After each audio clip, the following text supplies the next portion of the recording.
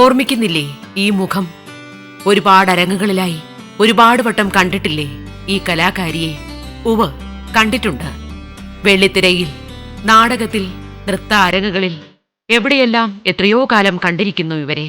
മലയാളക്കര എത്രയോ സ്നേഹിച്ചിരിക്കുന്നു ഈ കലാകാരിയെ. പോയ തലമുറയിലെ ശ്രദ്ധേയായ അഭിനേത്രി, അതിപ്രശസ്തയായ നർത്തകി, അങ്ങനെ ബഹുമതികൾ പലതും സ്വന്തമാക്കിയ ഒരാളാണിത്. ഇത് ഇന്നലെയിലെ മിന്നും താരം അമൃതം ഗോപിനാഥ്. പ്രായം 70-നോടടുത്തിരിക്കുന്നു ഈ അമ്മയ്ക്ക്. പക്ഷേ വാർദ്ധക്യത്തിന്റെ ക്ഷീണഭാവങ്ങളൊന്നും പുറത്തു കാട്ടാതെ ഇവിടെ നർത്തകി കലയുടെ കനകച്ചിലങ്ക ഇപ്പോഴും കിളിക്കുക തന്നെയാണ്. അമൃതം ഗോപിനാഥിന്റെ കലോപാസന തുടരുക തന്നെയാണ്. 5 വയസ്സുള്ളപ്പം അമ്മ മരിച്ചു, 6 വയസ്സിൽ അച്ഛനും മരിച്ചു. പിന്നെ എൻ്റെ കുഞ്ഞമ്മയാണ്, ഞങ്ങളുടെ കുടുംബത്തിലൊന്നും കലയെന്ന് പറഞ്ഞ ഒന്നുമില്ല. കുഞ്ഞമ്മയാണ് അങ്ങനെ ആര്യകലാ നിലയം എന്ന് പറയും, അമ്പലപ്പുഴ ബ്രദേഴ്സിൻ്റെ അനിയൻ രാമുണ്ണി സാറിൻ്റെ കൂടെ കൊണ്ടുവന്നാക്കി. അവിടെ ഞാൻ 12 വയസ്സ് വരെ കേരള നടനം എന്ന നൃത്തം പഠിച്ചു. ആ സമയത്ത് തന്നെ എന്നെ സാറ് 10 വയസ്സായപ്പം ഒരു വീട്ടിൽ ഡാൻസ് ടീച്ചറായിട്ട് എന്നെ കൊണ്ടുവന്നാക്കുക. അങ്ങനെ അവിടുന്ന് ആ 10 വയസ്സിൽ ഞാൻ ഡാൻസ് തുടങ്ങി. ഇന്നും ഇതുകൊണ്ട് ഞാൻ നടക്കുന്നു. ആദ്യമായിട്ട് 6 വയസ്സിൽ 7 വയസ്സാകുന്നതിന് മുമ്പ് അരങ്ങേറ്റം നടത്തി. പക്ഷേ അന്ന് തൊട്ട് ഇന്നത്തെ പോലെ ഈ മിമിക്സോ അങ്ങനെയുള്ള പരിപാടികളൊന്നും ഇല്ലാത്തൊരു സമയമല്ലേ. ഈ ഡാൻസ് പ്രോഗ്രാം, പിന്നെ കഥകളി, കഥാപ്രസംഗമൊക്കെയുള്ള. അപ്പോൾ എല്ലാ സ്റ്റേജിലും, കേരളത്തിൻ്റെ ഒരുവിധപ്പെട്ട എല്ലാ സ്റ്റേജുകളിലും രാമുണ്ണി സാറിൻ്റെ കൂടെ ഈ 12 വയസ്സ് വരെ ഡാൻസ് ചെയ്യുമ്പോൾ ആ കൂട്ടത്തിലാണ് ഞാൻ കവടിയാർകുന്ന് കൊട്ടാരത്തിൽ എനിക്ക് 10 വയസ്സുള്ളപ്പോൾ സാറിൻ്റെ കുട്ടികളുടെ എല്ലാം കൂടെ ഒരു പ്രോഗ്രാം. അന്ന് അമ്മ മഹാറാണി, ചിത്തിരനാൾ മഹാരാജാവ്, ഇന്നുള്ള മാർത്താണ്ഡ തമ്പുരാൻ, കാർത്തികനാൾ തമ്പുരാട്ടി, അവരുടെ കുടുംബം മുഴുവനും. അങ്ങനെ ഞങ്ങളുടെ ഒരു 1.5 മണിക്കൂർ പ്രോഗ്രാം ഉണ്ടായിരുന്നു. വി ഗിരി, കേന്ദ്രമന്ത്രി SK പാട്ടീൽ, അവരുടെയൊക്കെ മുമ്പിൽ ഞാൻ ഈ പഠിപ്പിക്കുന്ന കുട്ടികളെ കൊണ്ട് എനിക്ക് ഡാൻസ് പ്രോഗ്രാമൊക്കെ നടത്താൻ സാധിച്ചു.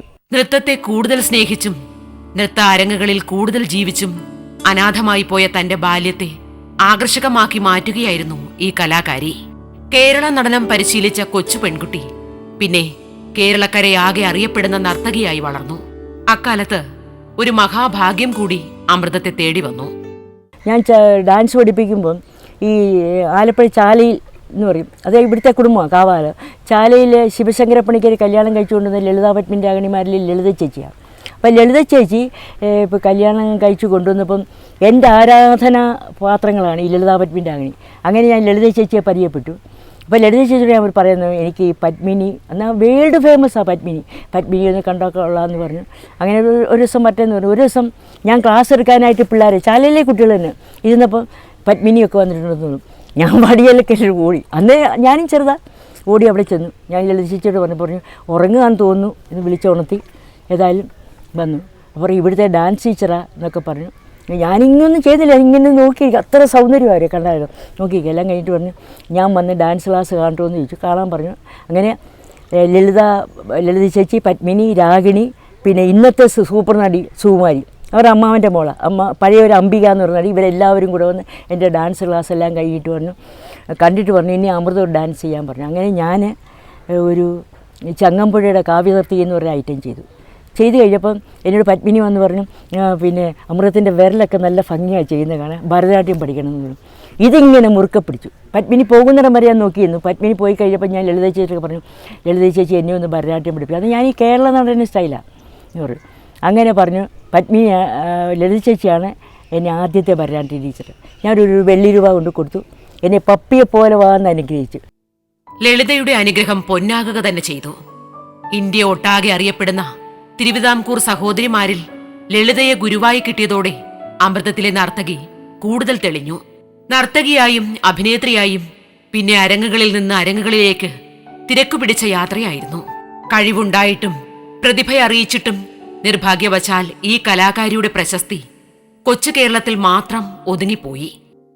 ആദ്യമായിട്ട് SL പുരം സഹോദരൻ്റെ ഒരാൾ ഉൾക്കലനായി SL പുരം സഹോദരൻ്റെ മകളായിട്ട് 10ാം ക്ലാസ്സിൽ പഠിക്കുന്ന ഒരു കുട്ടിയായിട്ട്.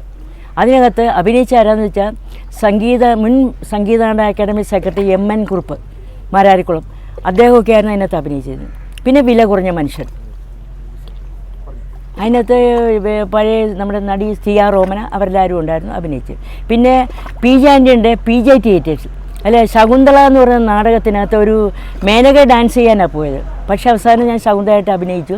പിന്നെ ദേശാഭിമാനി തിയേറ്റേഴ്സിൽ ഒരു കൊല്ലം, പിന്നെ ആലുവയിലൊരു ട്രൂപ്പ്, അതിനകത്ത് അമൃതം ഗമയ എന്ന് പറഞ്ഞ ഒരു ട്രൂപ്പിൽ ഞാൻ ഒരു കൊല്ലം അഭിനയിച്ചു.